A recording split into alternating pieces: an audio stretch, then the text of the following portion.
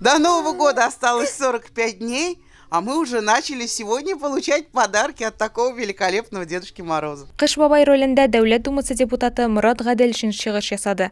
Аңа Питерештән Елена Богаткина гаиләсенә ярдәм сорап мөрәҗәгать иткән. Я вместе с главой приезжаю вести прием. Вот они пришли на прием. Это не только я, это вот у меня команда есть, юристы, ребята, с которыми я жилищники казанские.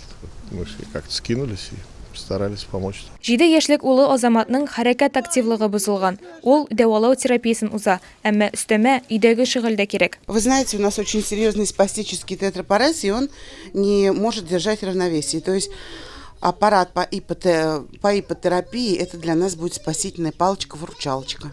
Ипотерапия тренажерын Азаматка Морат Гаделшин үзе алып килгән. Гаилә хәйриячегә зур рәхмәт сүзләре җиткерде.